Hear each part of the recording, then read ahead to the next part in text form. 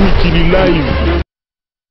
Qui viole les règles des jeux dans ce cycle électoral? Pour en parler ce soir, Kisombe Toutoumani, cadre de la majorité présidentielle, communicateur également de cette dernière. Bonsoir et bienvenue. Merci beaucoup, monsieur le journaliste. Bonsoir et Voilà. bonne année à vous. Merci, pareillement. La semaine dernière, les partis politiques ont procédé à la signature du code de bonne conduite, mais il y a une partie de l'opposition qui a boycotté de signer. Est-ce que c'est à tort ou à raison? D'abord, permettez-moi, en cette nouvelle année commençant, je voudrais simplement ici avoir l'opportunité, bien que tard, de présenter très respectueusement mes vœux, les meilleurs, à son Excellence, Monsieur le Président de la République, et donc au couple présidentiel, allais-je dire, à son Excellence, Monsieur le Président de la République, et à son épouse, Madame Olivier Mbekabila, à toutes les autorités de la République démocratique du Congo, à tous les hommes de Dieu et à la population congolaise. Voilà, pour revenir à votre question, je pense que cela est à tort, parce que nous avons besoin aujourd'hui d'une prise de conscience très tôt. Nous avons besoin d'un accompagnement bien fait et vite fait, et d'une manière la plus conséquente possible pour que les élections de 2016 ou les élections de 2014 ou 2015, locales, provinciales, se déroulent dans un climat et dans une clarté. Et si l'opposition, vous savez que je vais souligner ici, c'est une partie de l'opposition seulement, si cette partie pense qu'il faudrait commencer cette étape par le boycott, je ne pense pas que cela entacherait quelque chose. Le train est mis en marche. Nous, de la majorité présidentielle et d'autres partis d'opposition qui sont citoyens et républicains, avons pris connaissance et avons signé cet acte de bonne conduite. Alors, lorsque ce regroupement de l'opposition dit que la CENI n'a pas qualité de lui faire signer ce code? Non, je pense que ceci est un faux débat. La CENI a tout à fait qualité parce qu'elle est la seule commission, le seul département, la seule unité indépendante à pouvoir nous conduire dans ce processus. Nous n'avons pas d'autres commissions, nous n'avons pas d'autres départements ni institutions. La CENI a tout à fait, c'est vrai, eu une révision de certains articles de la loi électorale. Oui. C'est au niveau des élus du peuple.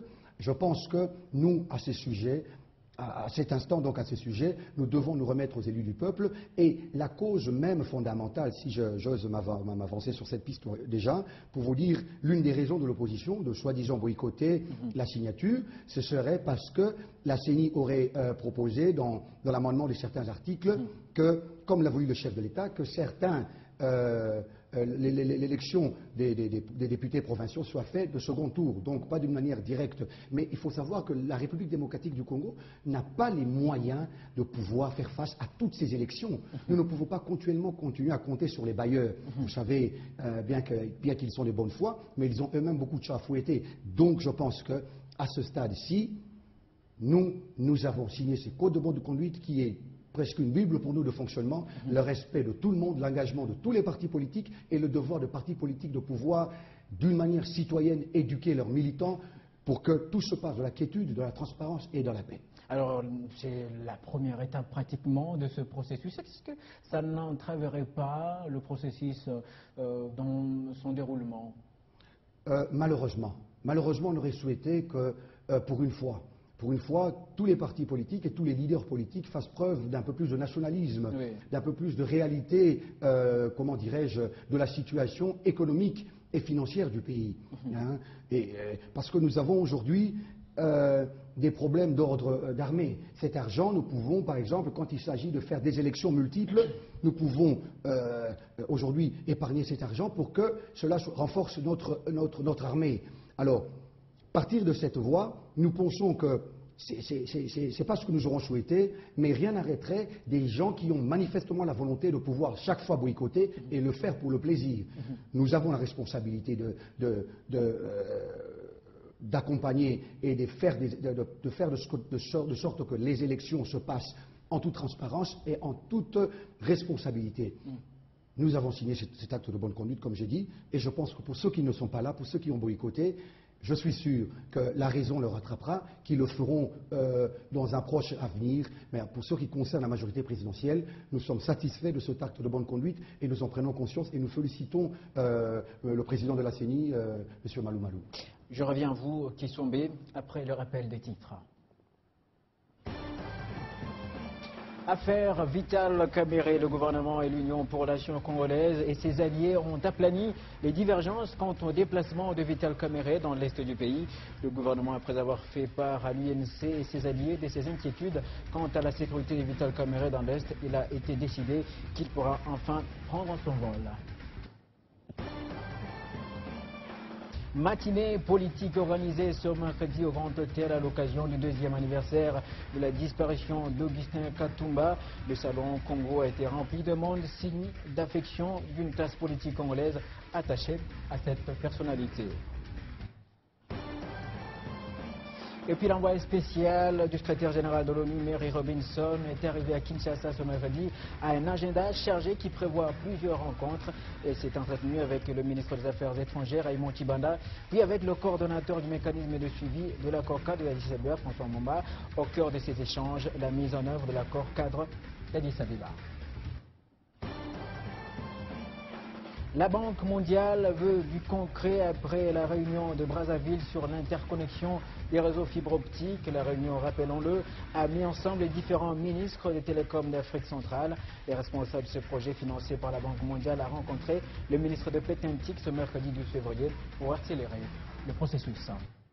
Voilà, ce sont les titres qui feront l'ossature de la grande édition du journal qui sera présentée tout à l'heure à 19h par Gloria Kumimba. Nous parlons justement du cycle électoral entre la majorité et l'opposition de la CENI qui viole les règles du jeu. Notre invité ce soir, c'est Kisombe Tuchumani. Alors, majorité, opposition, CENI. Est-ce que vous pensez qu'en fin de compte, ils trouveront intérêt d'entente pour que ce processus se poursuivent normalement? Je pense que le terrain d'entente, loin de penser, me mettre à penser à la place de nos amis de l'opposition, mais je pense que nous, de la majorité, nous sommes toujours ouverts à une discussion, nous sommes toujours ouverts à un pourparler, et la majorité a toujours montré le souci de pouvoir diriger le pays, de pouvoir accomplir ses devoirs en tant que groupe plateforme politique exerçant le pouvoir actuellement. Nous n'avons aucun problème, mais nous pensons que la CENI a tout à fait bien fait son travail. Donc pour nous, il n'était point question de pouvoir accompagner ce boycott ou nous associer à cela. Donc voilà, il n'est pas notre problème. C'est eux qui, certains partis politiques de l'opposition, qui ont pensé qu'il y avait un problème. Et je crois qu'ils doivent et ils ont le droit de l'adresser à la CENI, et quitte à la CENI de pouvoir éventuellement voir les mesures dans lesquelles elle pourrait plutôt satisfaire aux besoins selon les lois et recommandations et directions de cette commission. En ce qui concerne la majorité présidentielle, nous n'avons rien à reprocher à la CENI jusqu'à l'heure. Nous pensons que la CENI fait son travail normalement et donc nous n'avons pas eu raison de boycotter ou d'accompagner ce boycott. Nous avons signé et je répète que nous avons félicité l'abbé Apollinaire Malou Malou. Voilà. Alors vous croyez que ces partis trouveront intérêt d'entente pendant que l'opposition, elle, croit que la majorité aurait des velléités de profiter de la longueur de ce processus électoral pour rallonger le mandat du président? Est-ce que vous y croyez? Non, je crois qu'aujourd'hui, il est plus que clair que nous devons éviter des propos, des idées entraînant des soulèvements inutiles de la population ou l'intoxication de la masse de la population. Nous avons besoin d'un calendrier qui serait, je veux dire, pragmatique, qui serait réalisable. Il ne faudrait pas aujourd'hui que nous tombions dans ce que eux-mêmes, la plupart de nos amis de l'opposition, y compris moi-même qui suis de la majorité, avons décrit des problèmes des élections de la fois passée. Donc je pense que ce calendrier serait peut-être présenté comme pour certains un peu plus prolongé, mais la finalité serait quoi? La finalité serait que nous ayons des élections libres, transparentes et démocratiques. En 2016 ou non? Je pense que si le Congo doit avoir des élections en 2016, ce serait avec le concours et la participation, la volonté manifeste du président de la République Joseph Kabila Kabange. Mais vous devez savoir que nous sommes butés à un problème de fond, à un problème de finances, et que la CENI, à travers tous les rassemblements des fonds par le gouvernement d'abord et tous les partenaires, doit être en mesure de pouvoir nous donner un calendrier réalisable des élections. Il ne peut pas faire la volonté de la majorité ni la volonté de l'opposition, ou vouloir à tout prix satisfaire en donnant une date butoir qui est celui de 2016.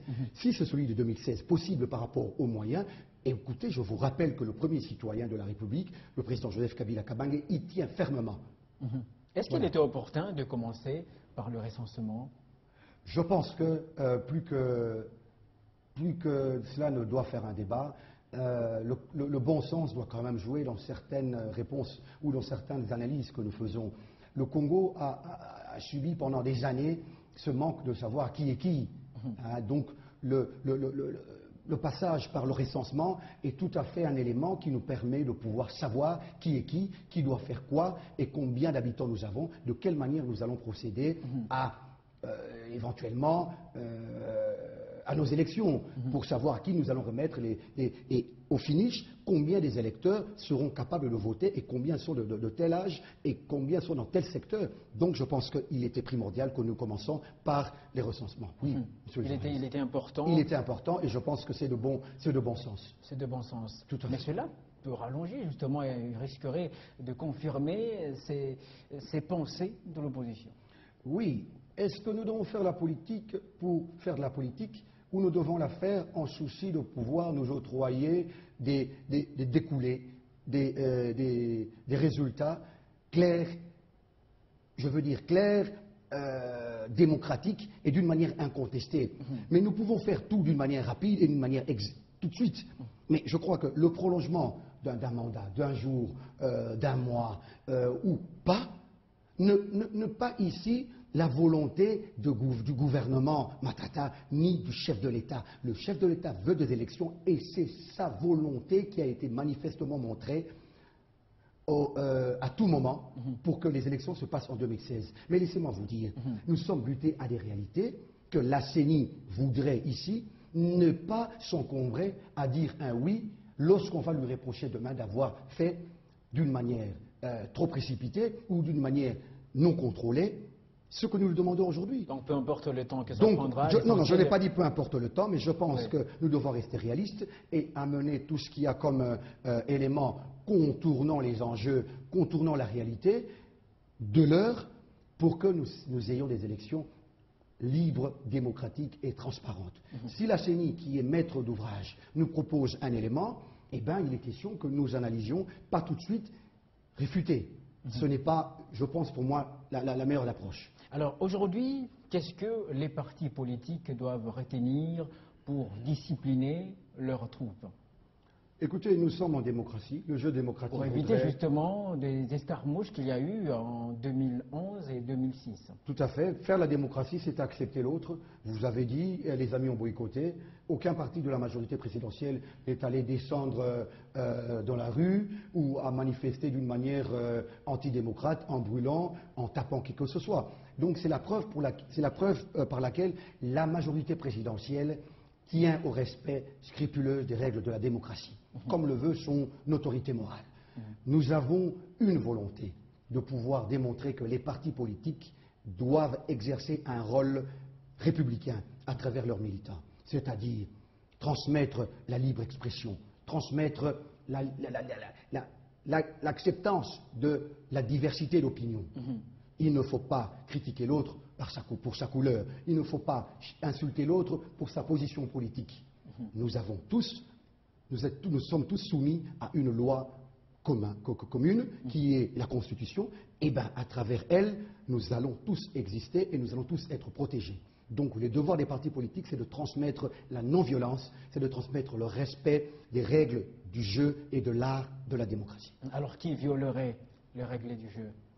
Ben, je pense qu'à l'heure, je ne peux pas être m'aventurier, si vous voulez, je vais le dire comme ça, à pouvoir pointer du doigt qui que ce soit. Le souhait serait que nous allons tous à ces élections justement, paisiblement. Lorsqu'une partie de l'opposition a boycotté la signature, il y a eu des voix qui se sont élevées par-ci par-là pour dénoncer cela. Oui, tout à fait, les voix qui se sont levées, mais je vous dis, on connaît encore que dans notre pays, souvent les voix qui se lèvent très tôt, c'est peut-être pour se faire une place, au lieu de pouvoir se faire une place et une image dans le sens de pouvoir créer et apporter de l'amélioration et une idée, un programme. Il y en a qui pensent boycotter un programme sans donner d'alternative ou sans apporter une consistance sur la table, serait une manière de se faire connaître. Oui. Donc ici, nous rappelons que nous souhaitons, la majorité présidentielle, souhaitons à ces élections que le début de ce processus, comme nous nous sommes engagés par la signature de cet acte de bonne conduite, nous de la majorité présidentielle, nous pensons que nous sommes disposés à vivre une pleine démocratie et à respecter scrupuleusement la place de chacun et de tous dans cette société congolaise. Est-ce que vous pensez que la CENI est aujourd'hui capable d'organiser des élections souhaitées par tous, c'est-à-dire libres, démocratiques et acceptées justement par tous les partis? Oui, je pense que nous devons quand même souligner que la CENI en a, en a la capacité, en a l'expertise. La CENI aujourd'hui est quand même sortie de 2 élections, donc je crois que des 2 élections libres et démocratiques. Je crois que tout ce qui est entaché comme irrégularité a permis à ces gens, bien que le chapeau a été changé, mais vous avez, la CENI est un groupe, la CENI est une commission où il y a plusieurs experts, il y a l'assistance aussi des experts étrangers. Donc je pense qu'aujourd'hui nous pouvons quand même faire confiance, pas aveuglement, parce que la CENI organise des élections pour nous, les hommes politiques, pour la population. Donc nous pouvons quand même, je pense, en termes d'expertise, faire confiance, en termes de compétences, faire confiance à la CENI. Maintenant, il faudrait que la CENI aussi soit en mesure de pouvoir nous dire, malgré notre attente, ce qu'elle est capable de nous offrir ou pas. Et justement, c'est pour ça que nous la félicitons, qu'elle ne se laisse pas dans le jeu de politiciens de pouvoir lui demander tout de suite et d'une manière rapide ce qu'elle peut faire, de la manière dont elle pense que les choses se feront pour qu'elle ait une responsabilité tout à fait qu'elle peut assumer. Voilà. On peut également compter sur l'esprit de fair play des 2 partis. Laquelle, je veux dire, après justement les résultats, la majorité. Oui. Oui, mais parce que nous sommes citoyens. Qu'est-ce que nous gagnons chaque fois en essayant de diviser le Congo, en essayant de nous diviser? L'intérêt démocratique, l'intérêt de ce jeu, de nous livrer à ce jeu démocratique qui sont les élections, c'est de pouvoir laisser au peuple de s'exprimer, n'est-ce pas? Et donc je crois qu'après cela, parce comme que nous avons... présent, il faut le signaler, il y a Oui. toujours d'une part, quelqu'un qui se dit toujours président, et d'autre part, quelqu'un d'autre, institué par la CENI. Oui, et la oui, tout à fait. Mais je pense que nous ne sommes plus à l'heure du farfelu, à l'heure des rêves de château d'Espagne. Oui. Pour que cela, éventuellement, n'arrive pas, il faudrait que les citoyens prennent conscience. Nous devons prendre conscience. Quand il y a un président de la République, il y a eu des élections, c'est vrai, entachées d'irrégularités, mais pas jusqu'au point à remettre en cause un président de la République. Et si on a un président institué, investi par les institutions de la République, élu démocratiquement, s'il y en a un autre jusqu'aujourd'hui qui pense qu'il est président, eh bien, moi, Tchouamani, je ne sais pas commenter cela parce que je connais un seul président de la République qui se bat pour l'intérêt général et simplement, c'est rappeler pour que les citoyens congolais, dans toute la diversité, se rendent compte de la responsabilité que nous avons pour que ces élections à venir soient des élections que nous devons nous fier en termes de tous les aspects. Merci beaucoup, Kisombe Tchouamani. Je rappelle que vous êtes communicateur de la majorité présidentielle, cadre également de cette plateforme. Merci d'avoir répondu à notre invitation ce soir. Merci beaucoup, mon cher, et encore une fois, bonne année. Merci pareillement. Alors, le grand journal, la suite, ça sera après la grande édition du journal qui sera présentée tout à l'heure par Gloria Kumimba à la revue de presse. Gloria Mbouya, on se retrouve tout juste après, avec le même plaisir.